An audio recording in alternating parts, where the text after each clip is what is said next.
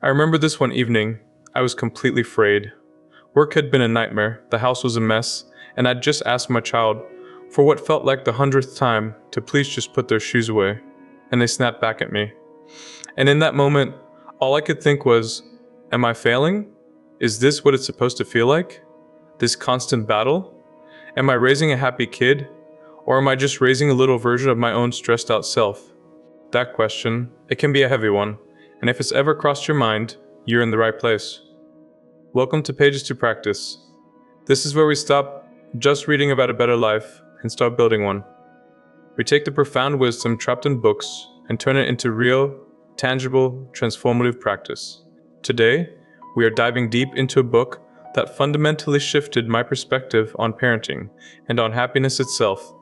It's called Raising Happiness by Christine Carter. And our promise today isn't to give you a magic wand to create a perpetually smiling child. The promise is to give you a compass and a toolkit to help you and your family navigate the real world and to cultivate a genuine, resilient happiness that isn't dependent on perfect circumstances. A happiness that's earned, practiced, and real. So, let's get into it. The central problem that this book tackles is a lie that many of us, especially as parents, have bought into. The lie is that our job is to kind our children happy. That their happiness is a kind of final grade on our parenting report card. And this pressure, it turns us into happiness. Police. We're constantly trying to fix their moods, solve their problems, and engineer a perfect, frustration-free childhood. And it's exhausting. It's inauthentic. And according to the research in this book, it doesn't even work. Raising Happiness flips the script entirely. It says, stop trying to give your children happiness as if it's a gift.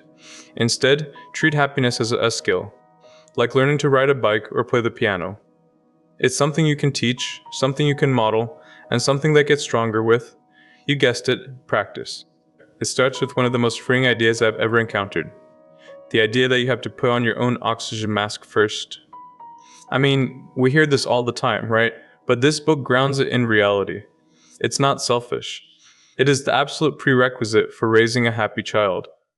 How many times have you found yourself, like I did, yelling at your kid to just calm down, while your own nervous system is shooting fireworks?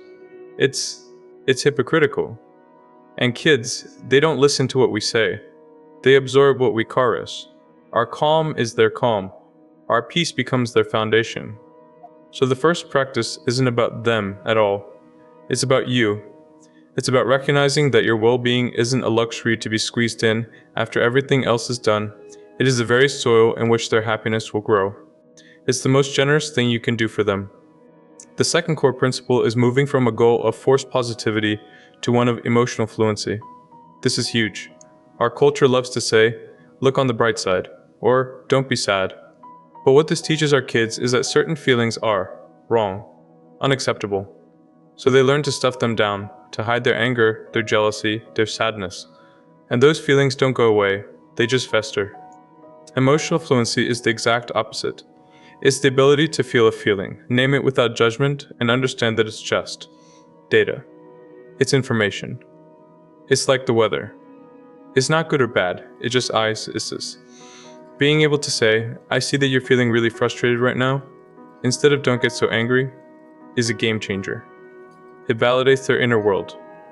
It tells them, all of you is welcome here. The sunny parts, the stormy parts, all of it. A child who knows how to navigate their own emotional storms is a child who is being prepared for life.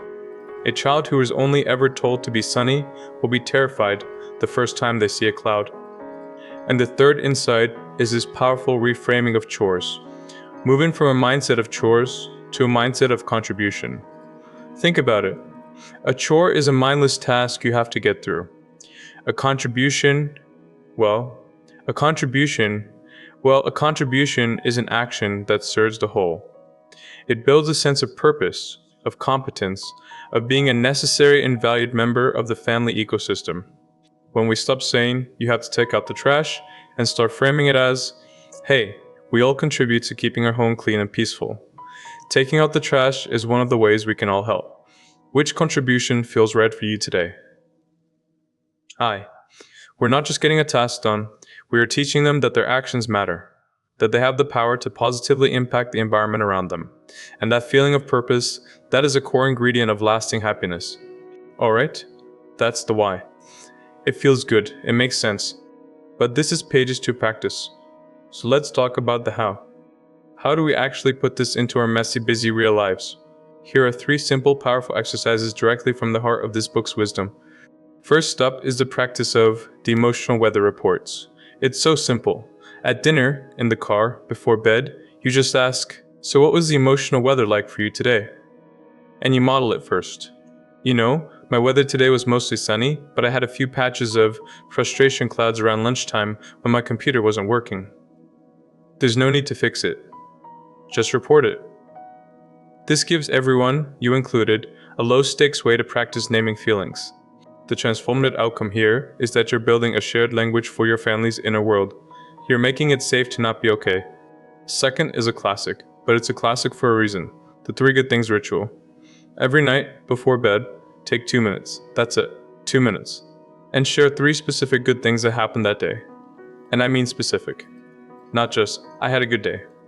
But, the way the sun felt on my face when I first stepped outside. That first sip of coffee. The hug you gave me when I got home from work. The hug you gave me when I got home from work. This isn't about pretending bad things didn't happen. It's about training your brain, and your child's brain, to actively scan for the good. It literally rewires neural pathways to notice joy and gratitude. The outcome is a mind that is more naturally attuned to the positive, even on hard days. And third, the practice of the sex-family contribution mindset.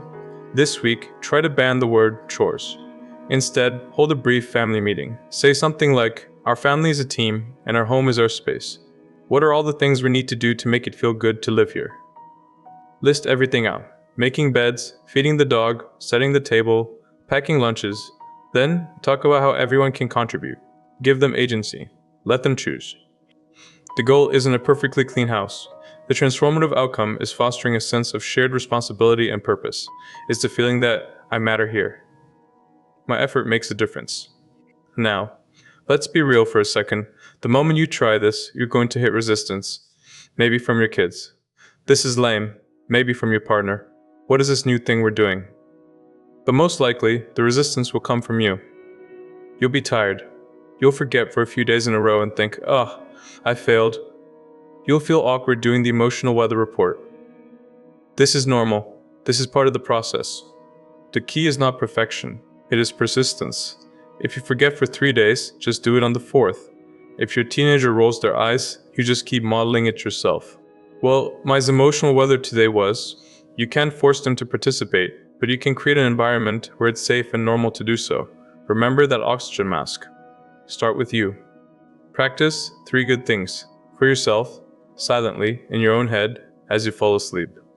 Your shift in energy will, over time, become the invitation for them to shift too. This is a journey, not a destination. And this brings us to the deeper truth here, the real integration point beyond the book.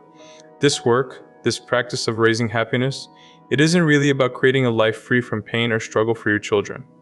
That's impossible, and frankly, it's not even desirable. A life without struggle is a life without growth.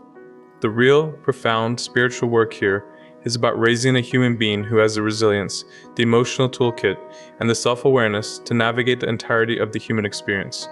The joy and the sorrow, the success and the failure, the connection and the loneliness. And in doing so, you are forced to do the same work for yourself. You can't teach them emotional fluency if you're still stuffing down your own anger.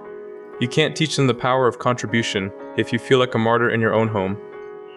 This practice of raising a happy child is a Trojan horse for your own transformation. It's an invitation to heal your own relationship with happiness, with purpose, and with the beautiful, messy truth of being alive. So, here's a practice for this week. Just one. Don't try to do it all. Pick the one that feels the easiest, the most accessible. Is it naming 3 good things for yourself before you go to sleep? Is it trying the emotional weather report just once at dinner? Start there. Start with yourself. Your well-being is the practice. If this resonated, if you feel that pull to move from just knowing to actually doing, then subscribe to Pages to Practice. Become part of a community that is committed to this real, raw, and rewarding work. And now, let's start the practice together. right now. In the comments below, I want you to share one. Just one good thing from your day. It can be tiny, it can be simple. Let's fill this space with a catalog of real-world good. Thank you for your time, for your presence. Now, go put this wisdom into practice. Not perfectly, just presently.